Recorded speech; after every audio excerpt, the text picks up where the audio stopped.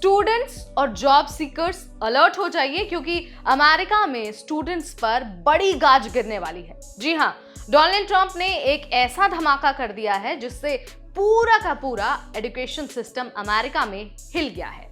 अब अगर अमेरिका में पढ़ाई कर रहे स्टूडेंट्स प्रोटेस्ट करते दिखाई दिए तो उनकी यूनिवर्सिटी की फंडिंग कट जाएगी, और अगर फॉरेन स्टूडेंट्स यानी कि जो इंटरनेशनल स्टूडेंट्स हैं उन्होंने प्रोटेस्ट में हिस्सा लिया तो उनका सीधे सीधे वीजा कैंसिल कर दिया जाएगा और उन्हें उनकी होम कंट्री डिपोर्ट कर दिया जाएगा।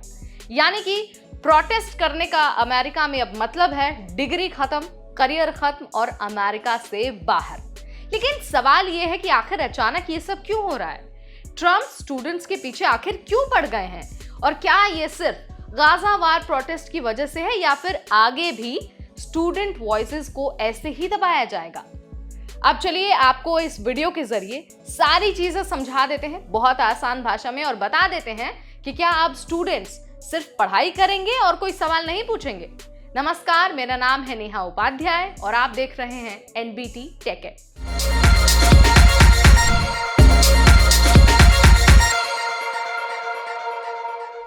दरअसल ट्रंप ने ट्रुथ सोशल पर ऐलान कर दिया। ट्रंप ने ऐलान किया कि जो यूनिवर्सिटीज गैर कानूनी प्रोटेस्ट होने देंगे उनकी फेडरल फंडिंग बंद कर दी जाएगी, और सिर्फ इतना ही नहीं बल्कि अगर कोई इंटरनेशनल स्टूडेंट इस तरह के प्रोटेस्ट में शामिल हुआ तो उसे अमेरिका से निकाल दिया जाएगा।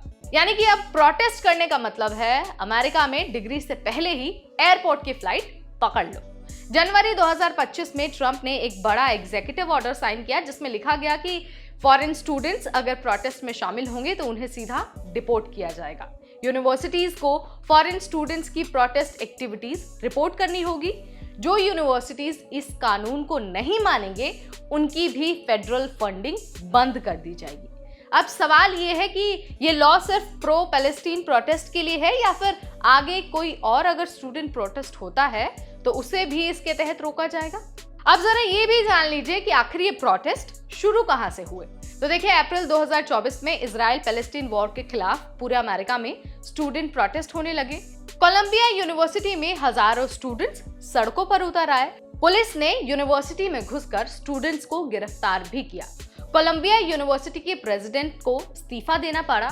ट्रंप का ये कहना है कि ये प्रोटेस्ट सिर्फ प्रो पैलेस्टीन ही नहीं बल्कि प्रो हमास और एंटी सेमिटिक भी थे। कई सारे यहूदी बच्चों ने कहा कि उन्हें कैंपस में सुरक्षित महसूस नहीं हो रहा था। यही वजह है कि अब ट्रंप ने प्रोटेस्ट को दबाने के लिए नया कानून लेकर आया है। अब जरा ये भी जान लीजिए कि इन सारी चीजों के बाद अब स्टूडेंट्स का क्या रिएक्शन है। तो देखिए, एक फाउंडेशन है the foundation for individual rights and expression यानी कि फायर। ऐसी कई सारी ऑर्गेनाइजेशंस ने इस फैसले की कड़ी निंदा की है। अमेरिका में फर्स्ट अमेंडमेंट के तहत प्रोटेस्ट करना हर नागरिक का अधिकार है, ये फायर का कहना है। लेकिन ट्रंप सरकार का तो ये कहना है कि ये प्रोटेस्ट पीसफुल नहीं थे बल्कि हिंसक थे और लॉ ब्रेकिंग थे।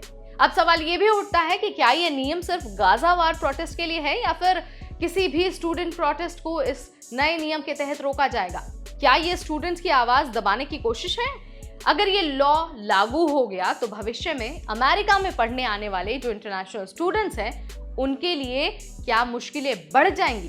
अब सीधा सीधा असर इसका क्या होने वाला है? ये तमाम सवाल हैं जिनका आंसर अभी भी आना बाकी है। देखिए, जो फॉरेन स्टूडेंट्स हैं, जो इंटरनेशनल स्टूडेंट्स हैं, उनको अब प्रोटेस्ट से पूरी तरह से बचना होगा। जो यूनिवर्सिटीज हैं उनकी फंडिंग पर सीधा असर पड़ सकता है। अमेरिका में हायर एजुकेशन अब पहले जितनी फ्री और ओपन नहीं रहने वाली है।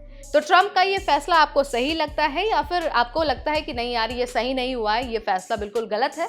आप जो भी सोचते हैं आप हमें कमेंट के जरिए जरूर बताइए। और हाँ, आप किस विषय पर बात करना चाहते हैं, किस विषय पर जानकारी हासिल करना चाहते हैं, वो भी हमें कमेंट के जरिए जरूर बताइए। इस वीडियो में फिलहाल इतना ही। अगली बार फिर आएंगे नई जानकारी लेकर। तब तक मुझे यानी नेहा को दीजिए इजाजत। कीप वॉचिंग एनबीटी टेक है।